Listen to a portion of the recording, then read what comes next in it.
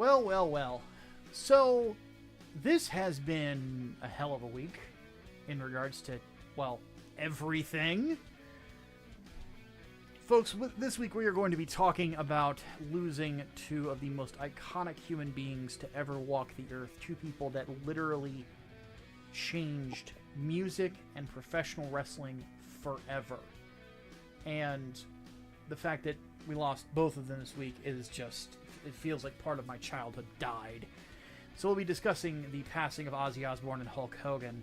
And the majority of what we're going to be talking about is going to be the closing of the VTuber group Vshojo, because that was admittedly the biggest and kind of most hilarious drama to go on this week. And of course, Serena will be reviewing probably one of my least favorite anime ever in Cross Ange. So this shall be fun, if nothing else. So let's go ahead and get into this. Ladies and gentlemen, welcome to yet another episode of On the Grind.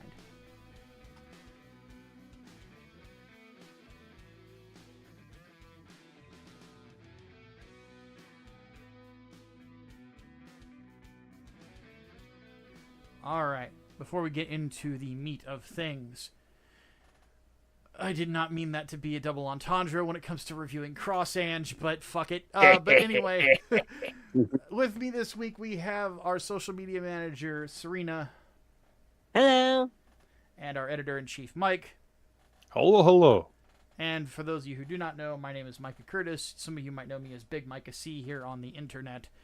And I am the president and CEO of Grindstone Arts, on top of course, being a fairly decently known, or infamous Gundam YouTuber. So let's go ahead and get into this, because this is actually a subject that I have already reviewed. Serena, I don't know if she had watched this beforehand, but I have a feeling, knowing Rena, that her reactions to this are going to be hilarious. So Serena, Cross Ange, the floor is yours. Okay, let me start with the summary of Cross Ange. Cross Ange is a fantasy mecha anime set in a world where magic and technology coexist. The story follows Ange, a royal who's been banished from her kingdom due to her inability to use magic, a prospect of the world that dictates everyday life. She is something called a normal, which is basically someone who can't use magic. Think of the Muggles from Harry Potter. Forced to join a paramilitary organization for her own survival, she is tasked with piloting a special type of mecha called the Vilkis to combat interdimensional creatures known as dragons, while simultaneously rebelling against those who betrayed her. I'm just gonna say this anime is fucking dog shit.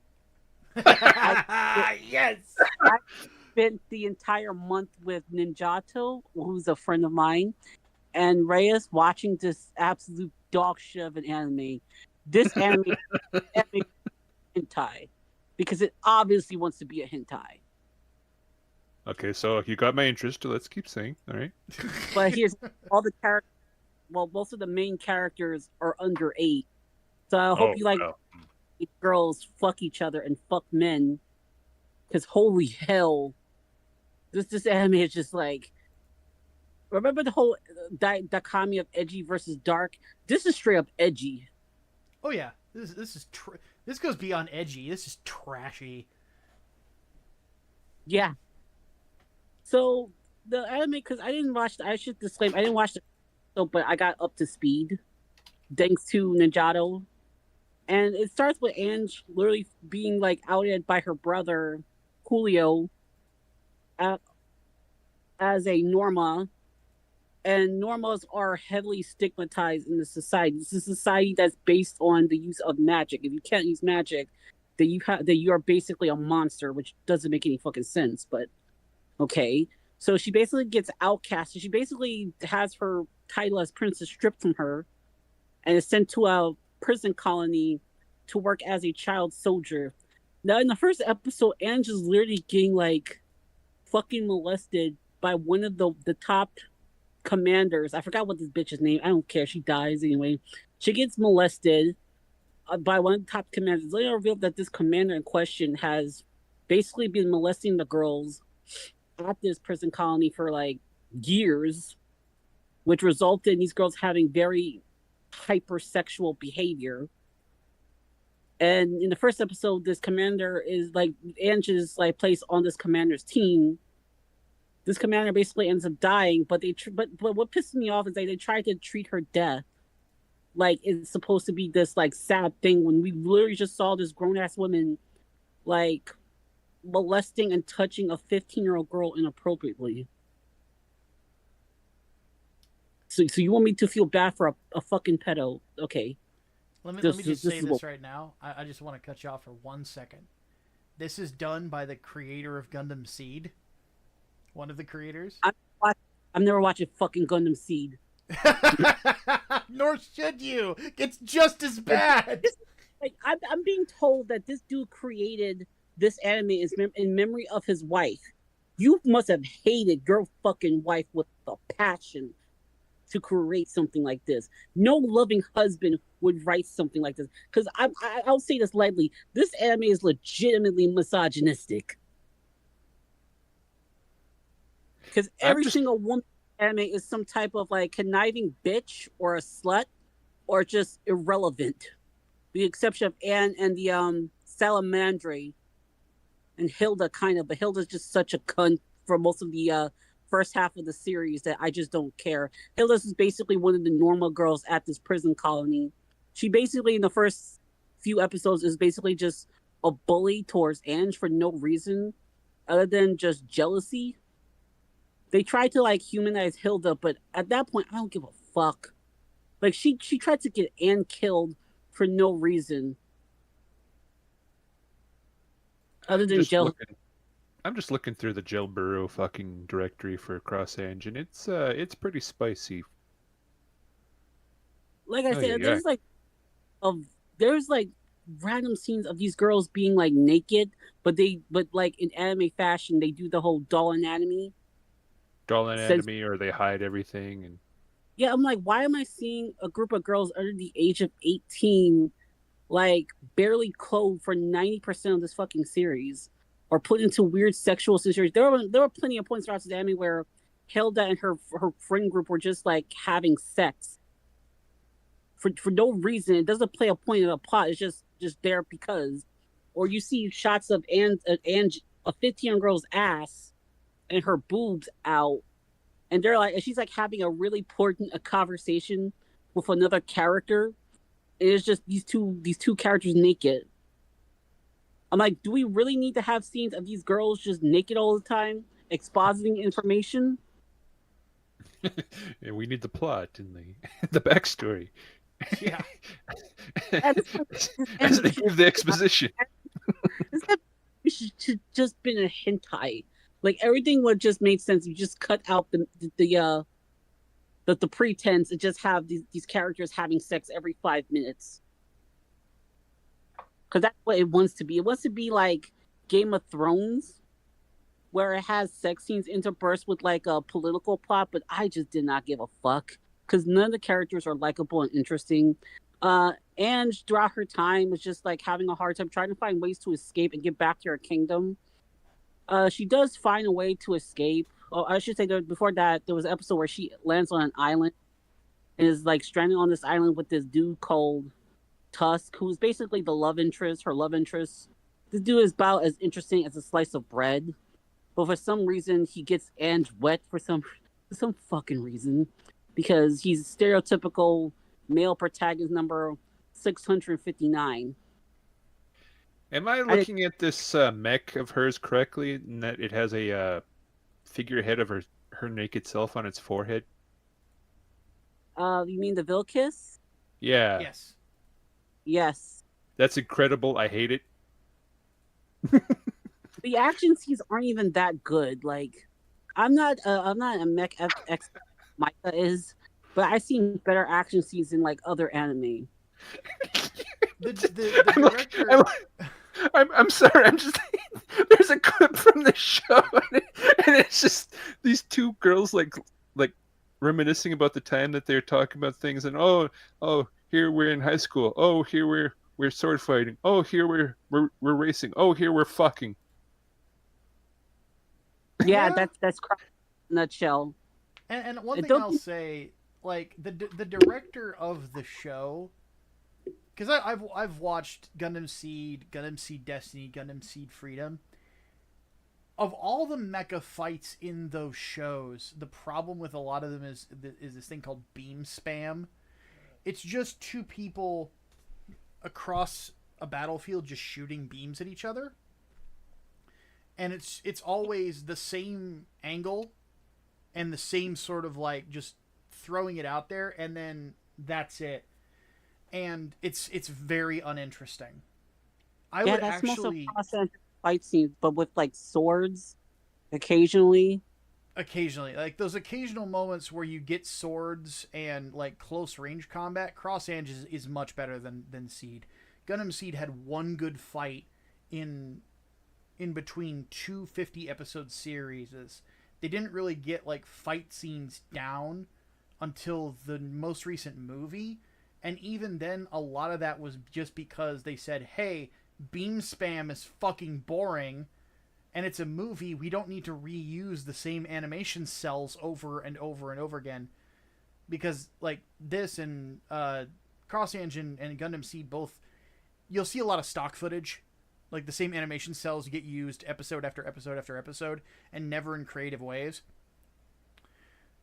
And it's just God. It's like in the Seed Freedom movie, they realize, hey, what people really like are sword fights. It's like, yeah, people like close range fights in anime. They've only liked that in anime since fucking forever. Can I get back to my review? Yes, I just wanted to make that quick note since you asked. Okay, so up until a certain episode, I don't remember which episode, Anne escapes from the prison colony. She and Hilda both escape on a ship because the commander just fucking lets them for some reason. When Anne gets back to our kingdom, they try to fucking execute her on the spot. My problem with the world building is that it doesn't make sense for the people of this world to hate normals, because normals doesn't pose a threat to them. So, and also the fact that these people are so racist to the point of like literal sociopathy. Like, you're going to execute your own flesh and blood because they can't use magic. Like, and you're also going to execute, like, you're also going to mistreat. Like, there's a point where Hilda gets like rejected by her mom for being a normal. Her mother literally had another kid and named her Hilda. Doesn't recognize her own daughter in front of her. When Hilda is basically forced to leave, she gets the shit kicked out of her by a bunch of like guards for no fucking reason. Oh, and I'm like, okay, that explains this clip I'm looking at. Like, why are these guards just beating the shit out of this girl? Yeah, because she's a Norma. She's a Norma, and normals are illegal in this world. You are considered the equivalent of a monster if you're a person who can't use magic, which is just fucking stupid. So they beat her ass, and then they throw her in a fucking cop car. Yeah. Even places like X-Men, where people with unique abilities are being like marginalized, it at least makes sense because these people pose a real threat to human life. And even in those cases where mutants are being persecuted, there are still humans who are sympathetic to them. There are still parents who still love their mutant children, no matter what they look like.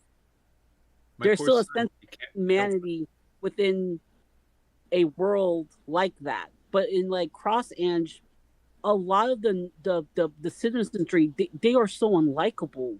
They're just damn near like my dude, like no one's uncomfortable at the fact that a 15-year-old girl is about to be fucking hanged. Like your sense of what the fuck is your sense of humanity? That just made me uncomfortable. Just no flinch, just gonna hang this bitch. Poor girl. Yeah, keep in mind, she's being hanged by her own family. The people that she was raised with all her entire life, they just turned on her. Like her little sister literally tricks her into coming back to the kingdom so she can execute her. Like the girl's like 8 years old and she acts like a fucking like SS Nazi officer. That she just like excited at the idea of wanting to kill her sister just because her sister can't use magic. Yeah, it's a bit fucked.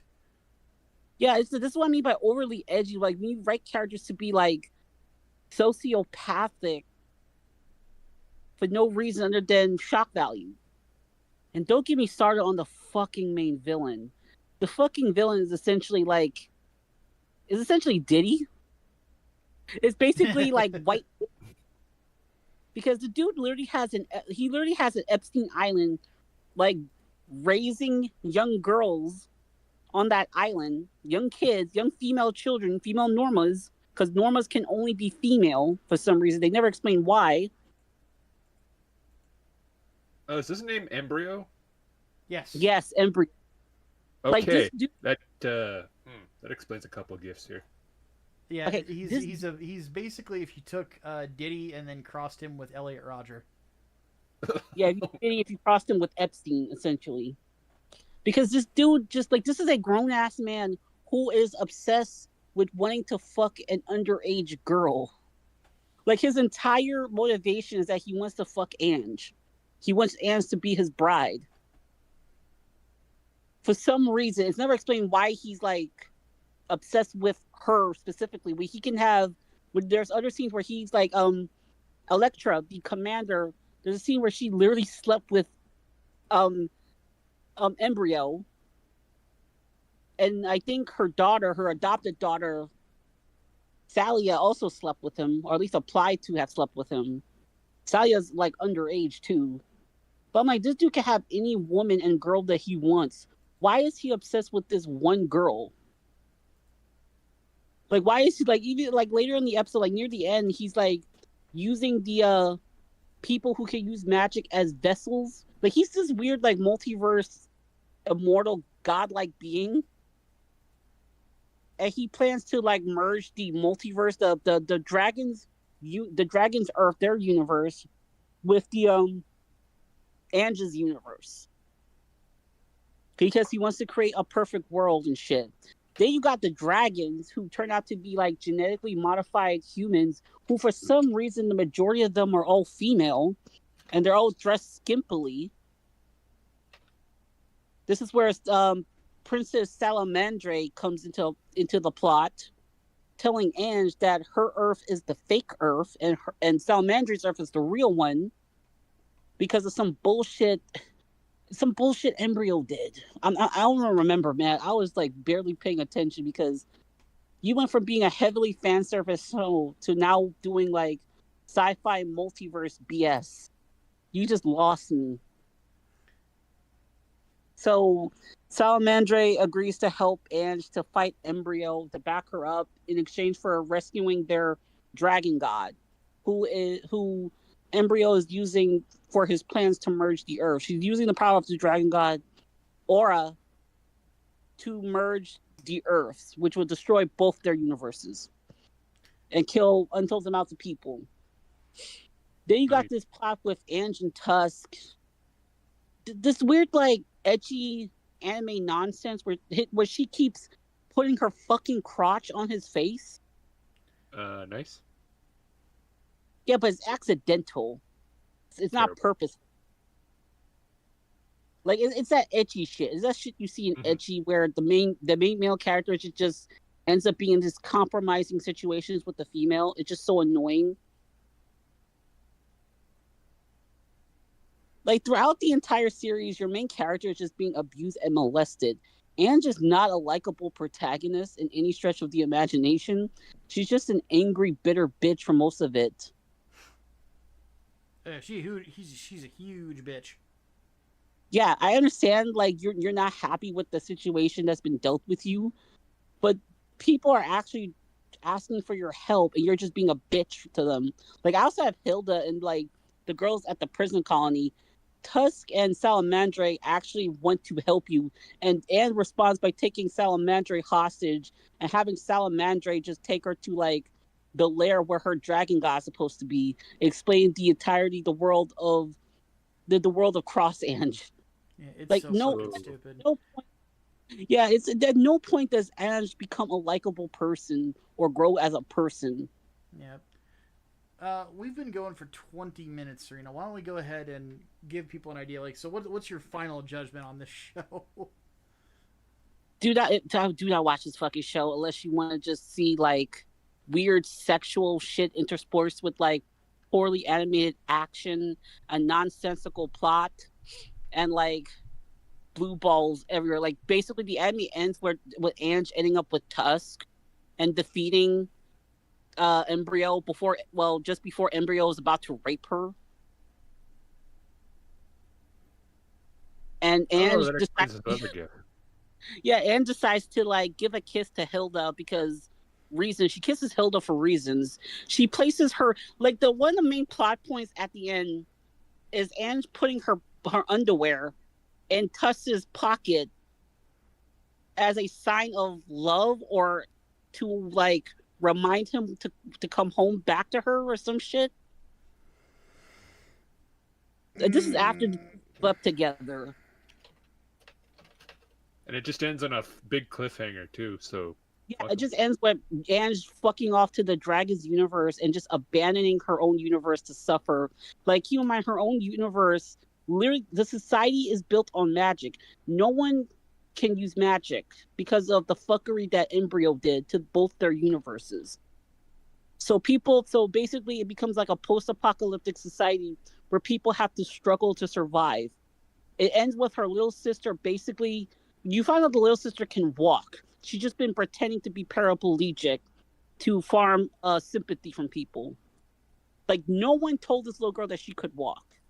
So she basically becomes like a military leader at the age of 10.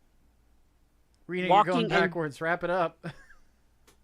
Yeah, I know. It's so fucking stupid. Basically, Anne fucks off to the Dragon's universe, opens a cafe, and lives happily ever after with Tusk. So would I recommend this anime? Fuck no. Would I watch Gundam Seed? Fuck no. This anime is legitimately misogynistic, and I don't say that lightly, because most of the female cast are either just bitches or just sex objects, or both. You said with Gundam Seed, right? Yeah. Same director created this. You know, looking at the Jill Burrow stuff, yeah, I can see it. Anyway, but yeah, let's move on. Yeah, I'm sorry for taking so long. It's just this anime pissed me off. Fuck this anime.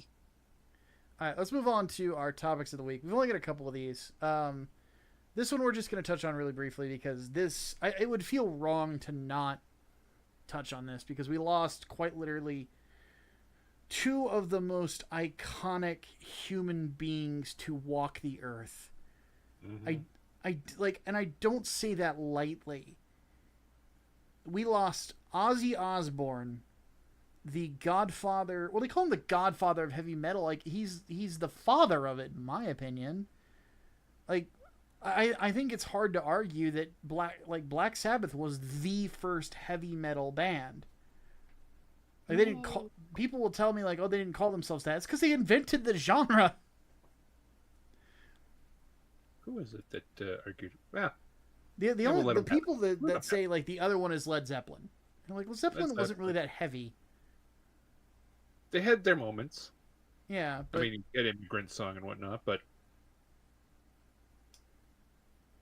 yeah, it didn't really click like Sabbath did. Yeah, they were like 80% heavy metal.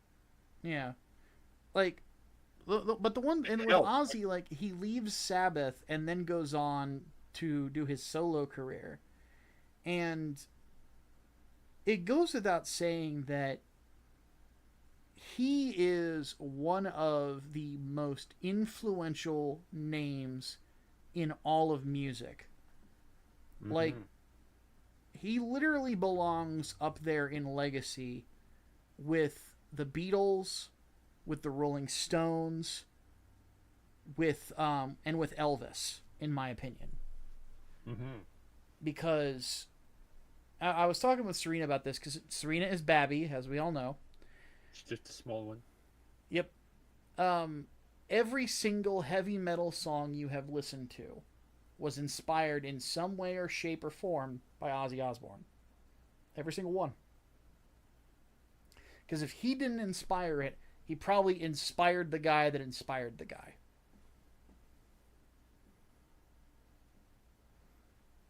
It's unavoidable.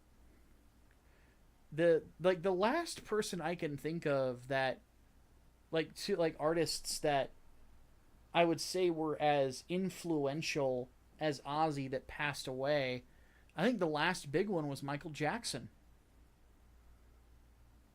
Yeah, that. Like, at least that I can think of off the top of my head. Like, What about the singer from Queen? well, yeah, That Freddie was Mercury earlier. died before Michael Jackson. That's who I would say before that. But wasn't Freddie Mercury just as influential as Ozzy? Oh, But absolutely. he died early. He died earlier, and I think Yeah, Michael Jackson He died in the '90s, I died think. later. Yeah.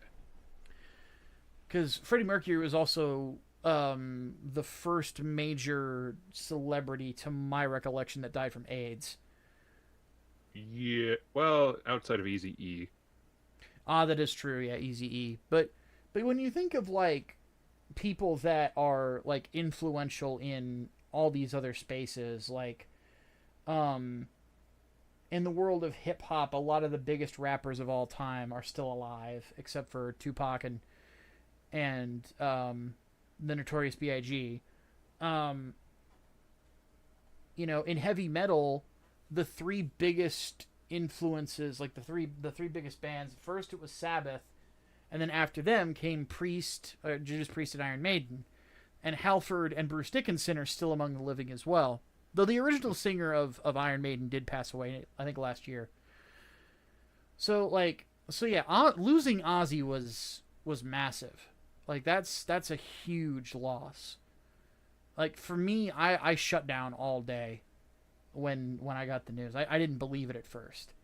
I'm pretty sure that like the first two words I typed in Discord were no, and then fuck.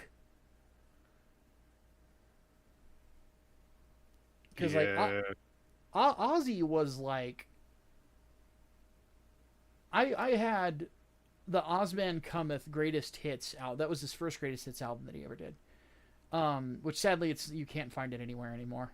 But because it had like a live version of Paranoid that he did with Randy Rhoads playing guitar. It was really good. Um, but I'm pretty sure I played that album until it wouldn't work anymore. And then and yeah, it's just like he's one, like we would not, heavy metal would not be what it is without Ozzy Osbourne. And so that sucked to see. And then 2 days later, we get news that the immortal Hulk Hogan passed away. Question: did they ever state clearly how Hulk passed away? He went into cardiac arrest. Um, Heart attack. yeah, basically he had a heart attack, and he had been having health issues like the whole week leading up to it. Like he'd been having several problems just out of nowhere. And I hate to, like, the crazy thing about it is that Hulk has gone on record as saying his body was wrecked from years of wrestling. And during the 80s, he was, like a lot of wrestlers, taking pain pills and then doing coke and drinking all the time. So Ooh. he was always in great shape because he worked really hard in the gym, but he oftentimes The standard wrestler diet was to basically give them uppers so that way they could perform, and then downers when they needed them to sleep because they were transporting them across the country by plane, buses, everything. Is yeah, no time to really sleep, get used to anything. you worked over 300 days a year. And then he was also on steroids for a chunk of his career. He got off them when he went to WCW because there was a big controversy about wrestlers being on steroids. But even off of them, Hogan was still fucking jacked. Because he was 6'7", Mm-hmm. and just he worked out all the time. He was a big advocate of, like, when he flat out said, like, eat your vitamins, say your prayers, and exercise. He wasn't kidding. Because he just missed a step. I mean, yeah, well, the vitamins he was taking were not exactly on the board. But But no, Hogan was always such a larger than life figure. And the big thing is that he is quite literally an icon. He paved the road for everybody to make big money in pro wrestling. Because he wrestled, like, at his prime in the WWF, before it became WWE, he went everywhere. And he even defended the WWF title in other organizations. He went over to New Japan, and him going over to New Japan and wrestling the Great Muta, who at the time was their biggest, like, bad guy wrestler. Which, by the way, if anybody's out there, you ever find his matches with Great Muta, they are legitimately great. They are phenomenal matches. Hogan could go when he needed to, but he didn't do it very often because he wanted to, keep himself from getting injured, because he gets put on the injury list, he can't keep working, he can't keep making money, and he came from a blue-collar household, so he just had that work ethic in him. And, but his popularity, the rock and wrestling era, is what made professional wrestling go from this territorial thing that people dug into a worldwide phenomenon. You wouldn't have Stone Cold Steve Austin or The Rock without him. You don't have the Monday Night Wars in professional wrestling if he doesn't go to WCW and create the New World Order with Scott Hall and Kevin Nash. Which I feel really bad for Kevin Nash this week, because now it's probably dawning on him. He's the only member of the NWO, the original three, that's still alive. So, God, man, I feel so bad for a lot of people in wrestling right now, because Hogan, like, knew everybody. And I know people are going to bring up the racist shit that he said in that tape that Gawker leaked. And Who cares? Yeah, because he apologized for it. That's my thought. Like, he legitimately felt bad. Like... And there's several black wrestlers who came out and said, look, I owe my career to Hulk Hogan. I don't think he's racist at all. I think he just said something stupid when he shouldn't have been saying something stupid. And plus, he was having like a mental health crisis at that point. Yeah, he's not gonna be. Yeah, he was a rough spot in his life, and I remember it was Booker T who said, like, you want to know the person backstage at WCW who said, these guys, Harlem Heat is amazing, you need to give them a push? It was Hulk Hogan. Booker T, one of the greatest African-American wrestlers of all time, effectively got a big push because Hulk Hogan said, this guy's amazing. And you need to push him, and you need to highlight him. Like, he's... In my opinion, the positives that Hulk Hogan brought to the professional wrestling business greatly outweigh the negatives. I understand some people aren't happy that certain wrestlers he didn't exactly give props to, or give, like, and he kind of exercised his creative control at times that he shouldn't have. I agree with that. But at the same time, he also put some people over in a big way, like later in his career. The one guy he should have put over that everybody thinks that he should have put over is Shawn Michaels. I understand that. But at the same time, when he didn't put Shawn over, he tapped out to Kurt Angle. Hulk Hogan never taps out. But he tapped out to Kurt Angle. He tapped out to Brock Lesnar. He let Brock Lesnar do the spot where he bear hugs Hogan into unconsciousness. Like, Hogan put dudes over when he needed to, and then, of course, The Rock. So, it's just one of those things where, like, this guy, people would not be making money in professional wrestling right now if it wasn't for Hulk Hogan. It wouldn't, the money that there is in it right now would not exist without him. He is an icon, and I feel like he deserves respect. So I'm really bummed out from losing both of them. I grew up watching Hogan. I grew up listening to Ozzy, and now they're gone. And they will be missed. But if there is one thing that I tell people about the arts, because I believe that pro wrestling is an art. If you make great art, a part of you lives forever. And I think these two are going to live forever, I think. Yeah, definitely. All right, let's move on to our big topic of the week. This was insane. So let's give a little bit of background to those who may not know. Maybe you don't watch VTuber stuff. So Vshojo was considered one of the big three companies of VTubing. The biggest is obviously HoloLive.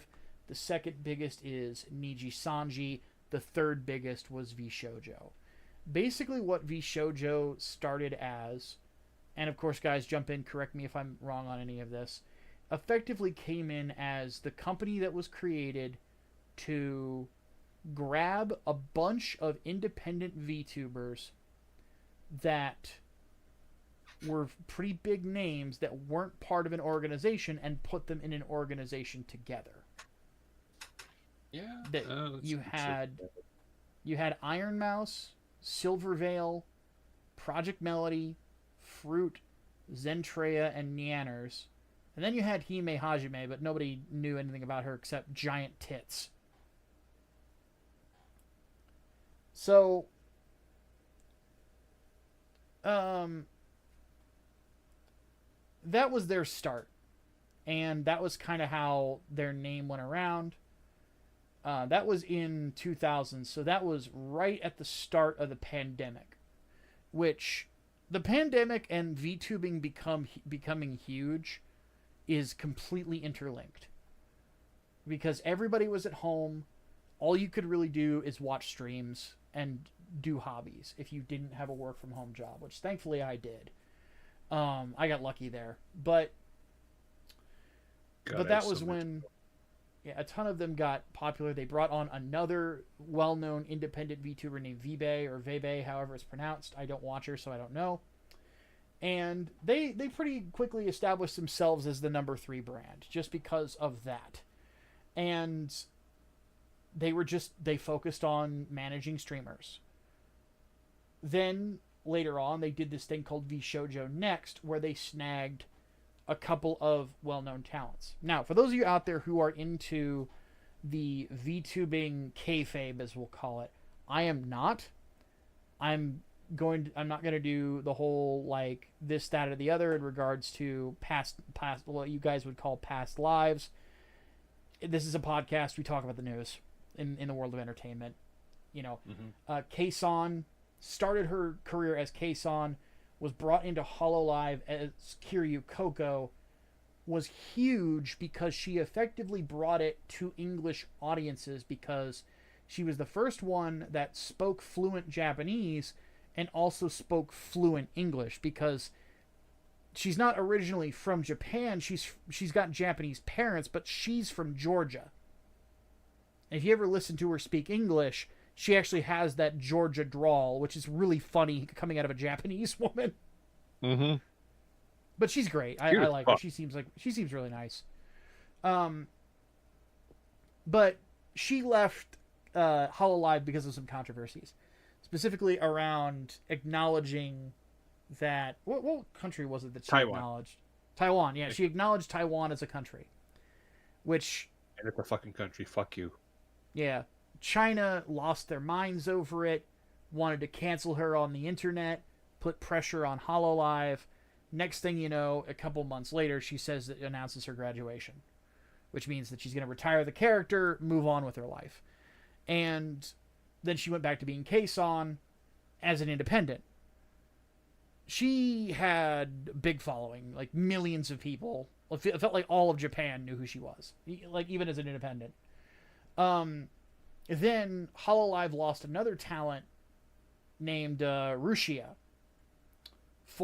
She apparently had leaked some internal documents and information that she wasn't supposed to, basically breached an NDA.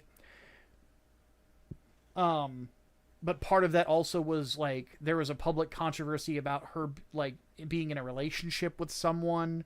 So a lot of people, including myself, felt like that factored into their decision to basically look for something to do to get rid of her, because idol corporations are really bad about that. And so she got fired, and then Vshojo basically picked them both up. Two major Hololive talents, Kason, and then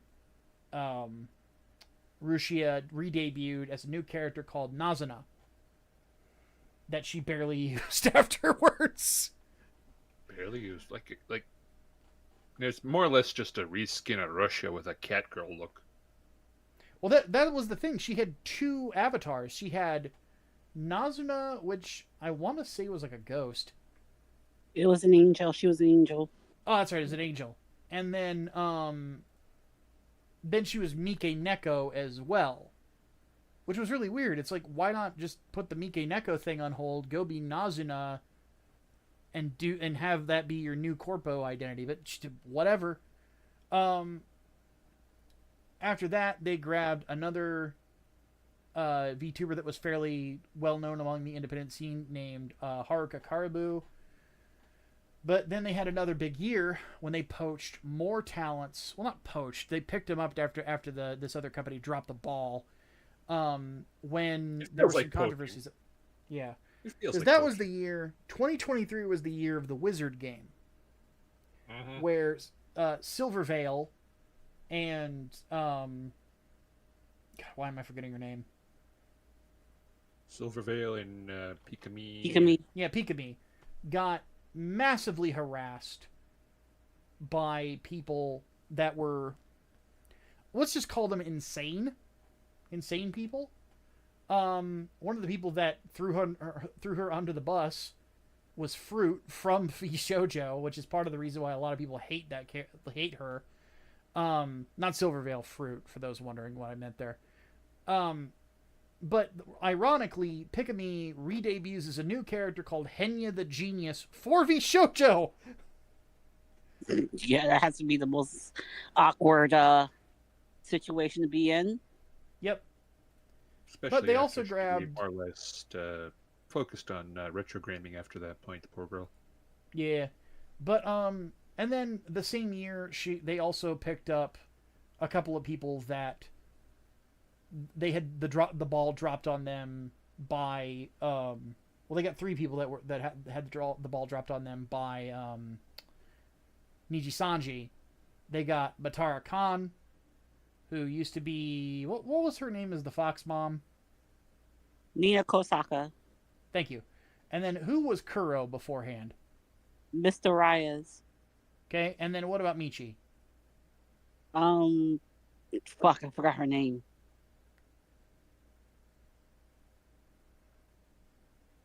Sorry, I forgot.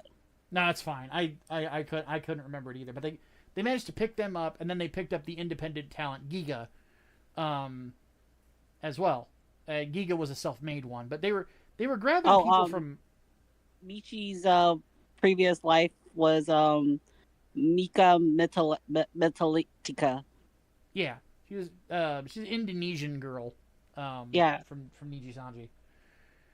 And but basically Niji had dropped the ball on them, so they got picked up by Vshojo instead as new characters. And then after that, they did another Japanese group called Nova, and was kind of like they were kind of trying to do like the generation thing like Hololive does. Nobody knows who the fuck any of them are. Let's be honest. And then they got in 2025, which was recently, they got former voice actress Amanda something or other, but Amelie is what she goes by as a VTuber character. Yeah, Amelie. So they got them. So pretty good roster, and then we find out, and like I mentioned earlier, some of them had left. The big departures were Silver Veil and Vebe, whatever, had left because of like the Wizard game happened with Silver Veil, and she's like, I'm out of here. This is bullshit. This company sucks. She clearly was not happy with whatever had happened. We didn't know the lengths of it yet. And then Veve left as well. A lot of people kind of felt like, because it was around the same time as Silver, that it might have been in solidarity with her because they were friends.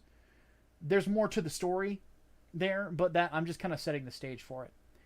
But we didn't really hear too much about Vshojo as a group. Their reputation was best summed up, in my opinion, as Vshoho. Oh, Neander's left around the same time that Silver and Bay did as well. So those three did. I keep forgetting about it because I sometimes forget that Neander's exists, even though she's been around forever.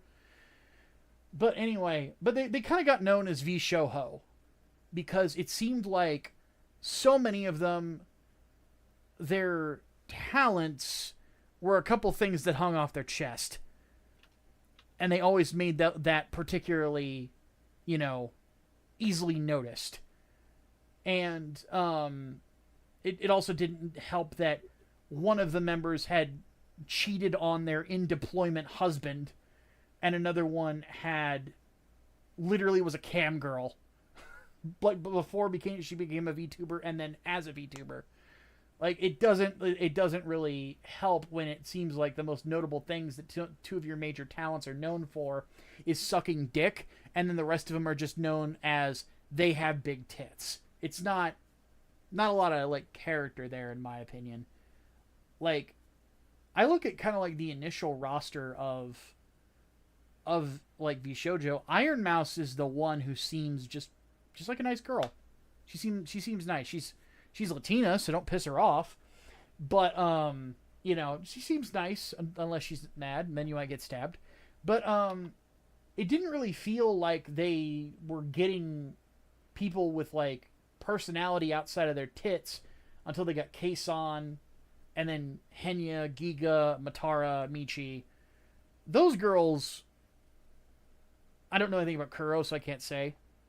But those girls, they have a lot of personality. They're very, very enjoyable to watch when you watch their streams. Carl is, back when he was Mr. Right, he's a bit self-deprecating. But he's relatively, like, wholesome. He's not about the sex stuff the way Vox Akuma is. Less said about that fucking asshole, the better. But, regardless, what happened earlier this week was we saw something on the Twitter that I don't think anybody expected. And it was Iron Mouse dropping a video that said, "Why I'm leaving Vshojo." To which the internet collectively go, "Huh?" My best Tim Allen grunt there. And you start watching it, and you find out that Mouse, who, by the way, suffers from significant health issues because of an autoimmune condition, if I remember right. Yes, she has common immune function disorder, if I remember correctly. Yeah. And that's an expensive condition to have. Like, even if you have good health insurance and it covers it, your premiums are going to be high because you're a high-risk client. And, like, it's going to be expensive to have, So, she says that she hasn't been properly paid in a while. And on top of that, during her subathon, half of that money was supposed to go to the autoimmune, like the Autoimmune Foundation is what I think it's called. And the amount they were supposed to donate was $500,000. And they didn't do it. They pocketed $500,000. Like, that burned a lot of people. So what Mouse did, she's like, I'm out, I'm done, and here is a link to donate straight to this charitable organization. They're awesome. They try to do good things. They deserve it. And a bunch of people in the VTubing community and the internet at large donated money to it to make up for what had happened. even like companies like GamerSups were donating to it. And they ended up raising double that. They ended up raising $1 million for the foundation, which is awesome. And talk about taking a negative situation and kind of turning it around. But even so, what they did was fucking evil. I don't think there's another way to slice it. This causes, would it be fair to say, about 90% of the talent to leave pretty quickly after Mouse dropped that news? Yeah. Like, looking at the roster, okay, all those girls left. How many were there? 1, 2, 3, 4, 5, 9, 10, 11, 12, 13, 14, 15, 16. So there was about 17 people, and 16 of them quit. Just that same day. No, 15 of them quit. There were 2 that didn't on that first day. Project Melody, who, by the way, was one of the founders of the company, and Fruit. The 2 that I would argue are kind of like character-wise, as people, the worst. And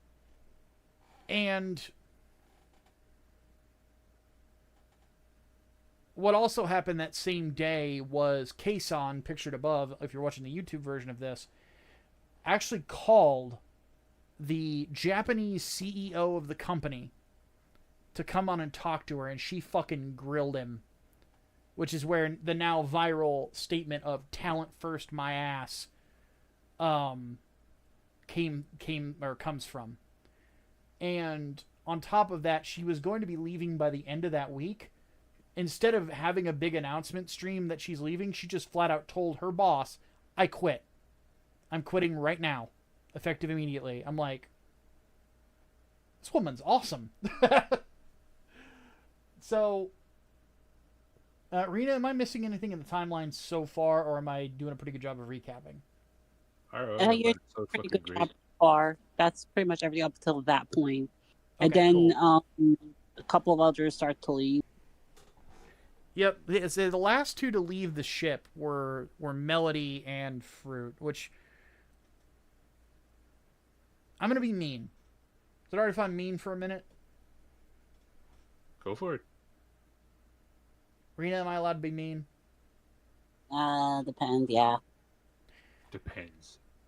I am of the opinion that if there was not so much social pressure to quit, and it didn't look like they were going to shut down because of the pressure, I think if they didn't shut down at all, I am of the opinion that Melody and Fruit would still be part of the company.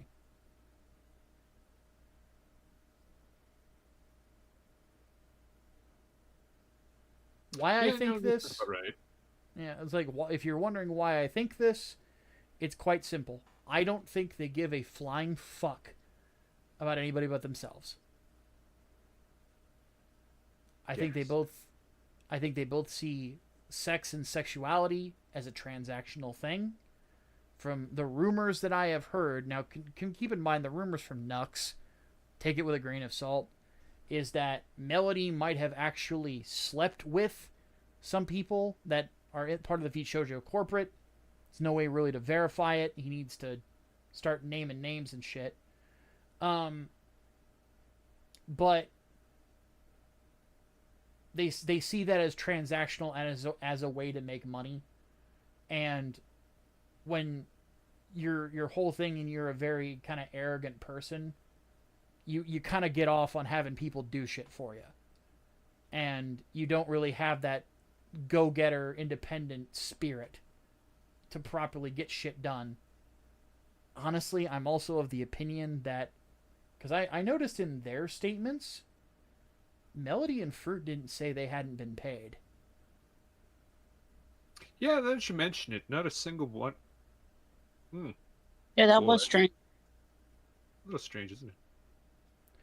So, gets the noggin jogging. So,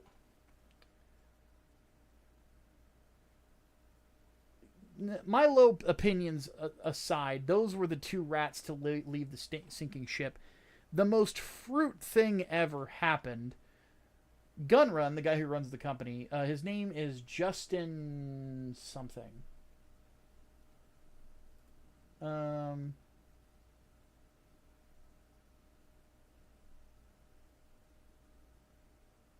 don't. It's just. We'll just call him Justin. Oddly enough, his last tweet: "Happy birthday to Project Melody." Justin Gunrun Ignacio. Yeah. Thank you. So, what happened? Like, the most fruit thing ever is at noon on. I want to say it was like Wednesday or Thursday. Justin goes onto Twitter and announces that he fucked up. He says he takes responsibility for it, which, buddy, taking responsibility for taking $500,000 promised to charity and not giving it to charity, the way you take responsibility is you give that money to the fucking charity. But effectively said that he spent them into the ground. People are saying he admitted to a crime. I don't know which one he admitted to. I'd have to look at the statement again. I think it was embezzlement. Yeah, that's what some people seem to think, is that like he was admitting to embezzlement. I need to say this right now to people. He lives in San Francisco. SFPD or the State Attorney General. Twitter does not put him in jail. Twitter is not 911. The talents need to call the cops about potential embezzlement and have them investigate, or else he will do this again. So I'm going to say this right now. Feel free to clip me and throw me at your favorite Vshojo talent that isn't Melody or Fruit, because I'm just talking shit about him. But the only way these people pay for it, if you want to see them in jail for what happened, is if you contact law enforcement as the talent, as the person wanting to speak to a police officer and tell what happened.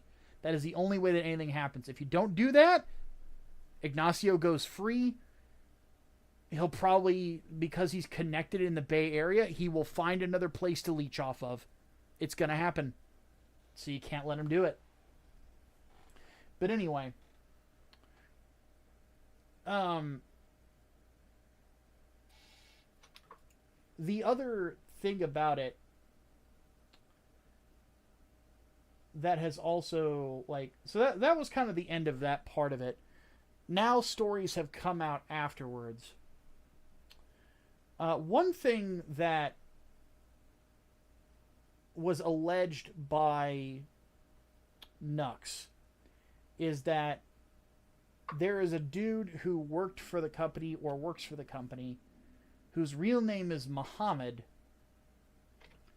that apparently is like turbo racist, like think Hassan levels of racism, who has apparently sexually harassed the talent. And Giga actually posted an image online of when Kendrick Lamar was at the Super Bowl, and he looked at the camera and said, "Hey Drake, I hear you like I'm young." So makes me wonder if something's happening there. And that's another thing where I'm just gonna say you need to fucking drop the fucking T. They don't have the money to sue you. Drop everything. Do not, like, if somebody was sexually harassed, that's a fucking crime. Jesus Christ, people. This is what admittedly annoys me about online personalities. Is they will allege that somebody did something criminal and then they won't fucking call the cops.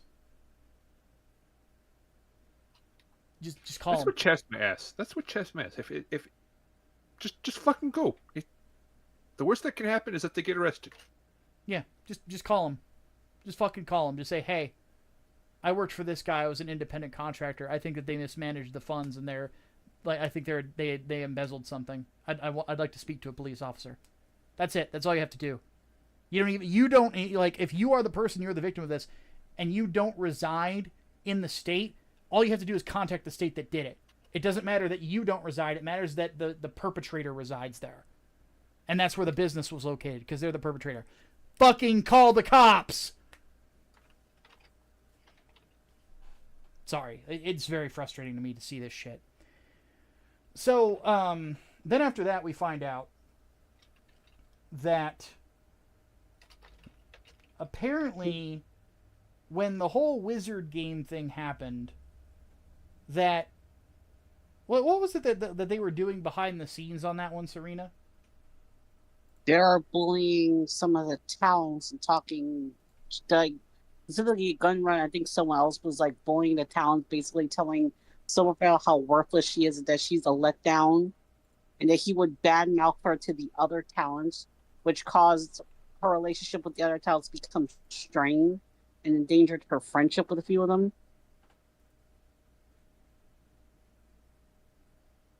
It's some real harsh shit, honestly. Fuck. And he would also go to like other places, like I think Reddit, where he would just talk mess about the talents as well. And he was like weirdly obsessed with like wanting to outdo Hololive. Yeah, and then he went to 4chan, Reddit, and he would spread rats. Fucking rats. Ugh. Just so that the way they Vshojo would look like better in the end.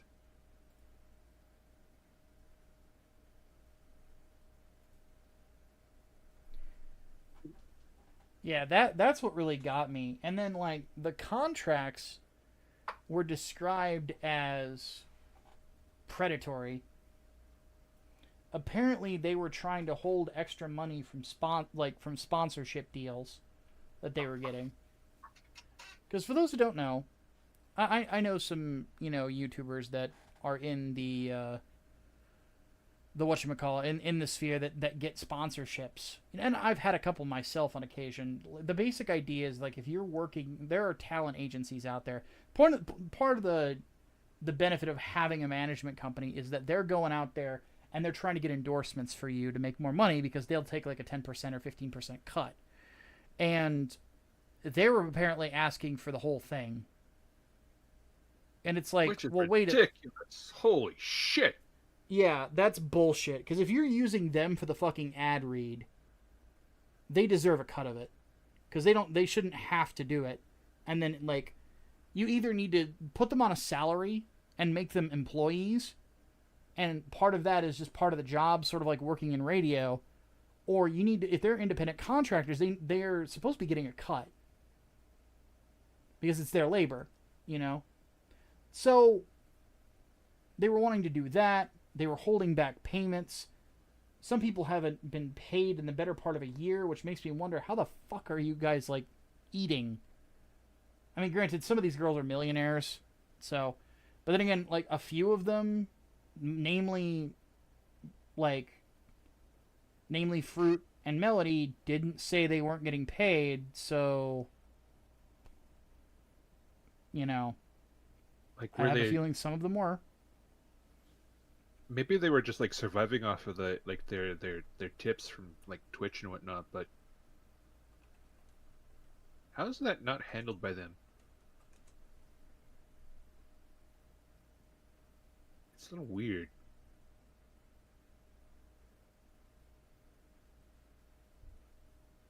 Yeah, I just checked Melody's statement. She never mentions whether or not she was not paid. Didn't even come up at all. Came up with a lot of the other ones. So that's... And here's the thing, guys. I'm going to say this right now. Maybe she wasn't. I don't know. One way or the other. But not not being mentioned is really weird to me. But again, maybe it's just a me thing.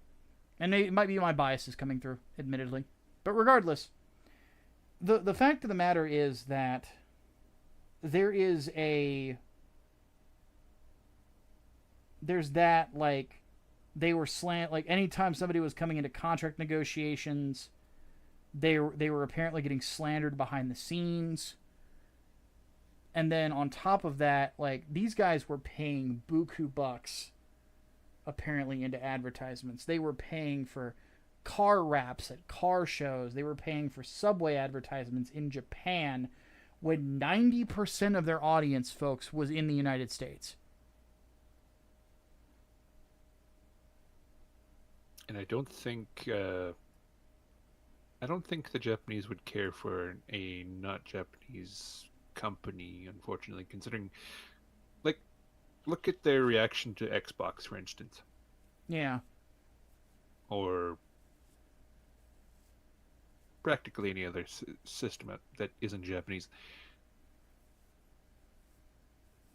And hell, fuck, those Subway advertisements were fucking ridiculously expensive. Yeah. Like $250,000 a pop. Oh yeah. What? And for a company that, now granted, I think that was Connor's estimates, and this is Connor. He's British, so he's not that smart. But sorry, I really don't like that guy. But he has the most punchable face. But they are very expensive. I saw somebody on Twitter like, yeah, he read the Japanese way wrong, but the total came up to hundreds of thousands of dollars, which, if you're a company that has only existed for 2 years, you should not be dropping that kind of money. Not on advertisements, and especially not in a country that you don't make the majority of your money. See, also, because the funny part about it was that they put in it talent first, and clearly it was an advertisement that was clearly aimed at HoloLive talent that might be pissed off. Mm-hmm. Why the fuck would you do that?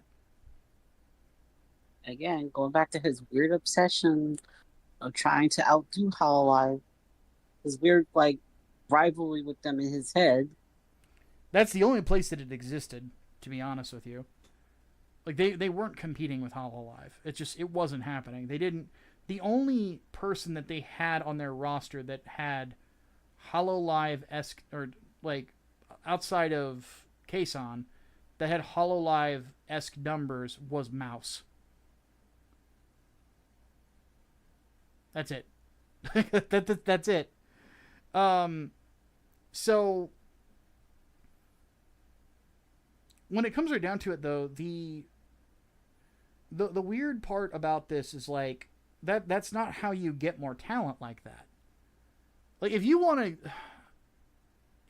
to bring people onto your company, you don't put fucking random advertisements up in a Tokyo subway.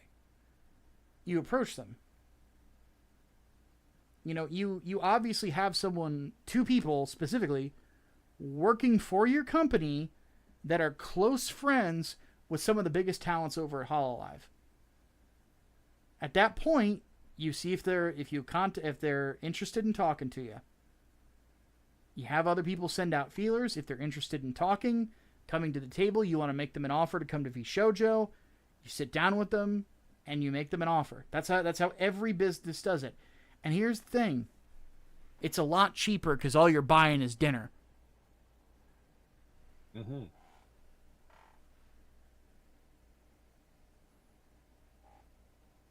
So, I'm mystified just by the arrogance and the stupidity of this company. Like, they were the number 3. They were the number 3 company.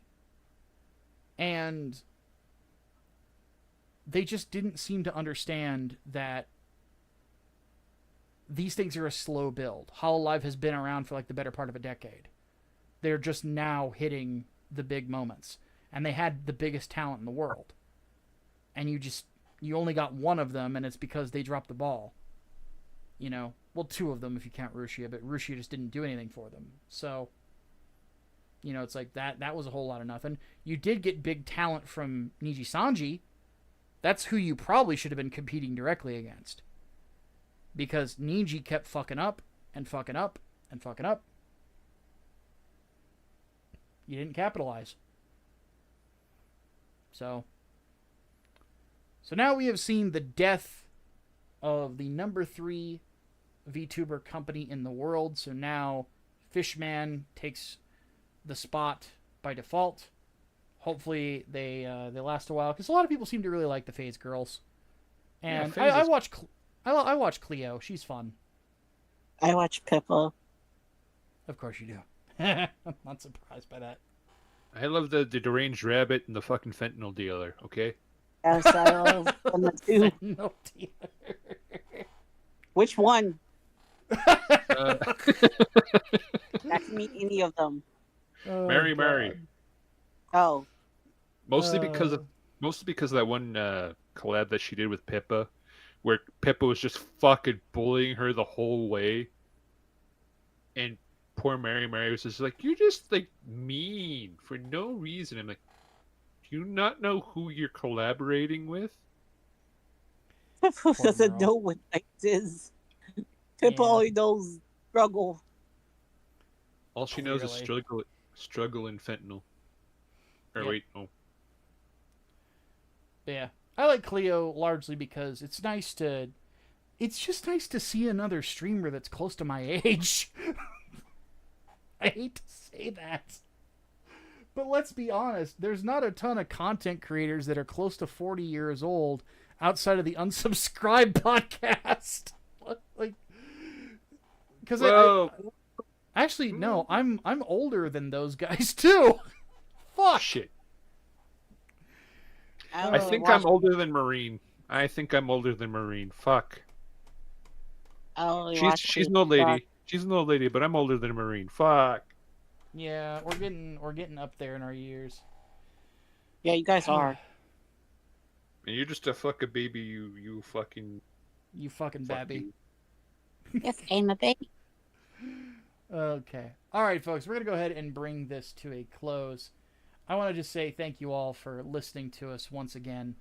One thing I'm going to say right now to anybody listening to this, you need to go and back Black Rhapsody book number 2 on Indiegogo for the YouTube version of this podcast. The link will be in the description of the podcast. If you are listening to us on insert podcast service here, then, well, you can find it on Indiegogo. Just search Black Rhapsody Book 2. We're already a seventh of the way there to what we need to just get the book finished. But we want to get there. We want to get there big time. So have a look at it. Trust me, I'm the editor on this book. Serena's the writer. We got great artists working on it. It's a really, really solid title.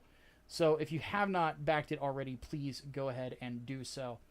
Other than that, I don't really think I have anything else to add at the moment, except we appreciate all you guys for listening to us, reading our material, and having fun with us every single week. So, for Mike and Serena, my name is Micah Curtis, the head of Grindstone Arts. Have yourselves a great rest of your week. Bye-bye.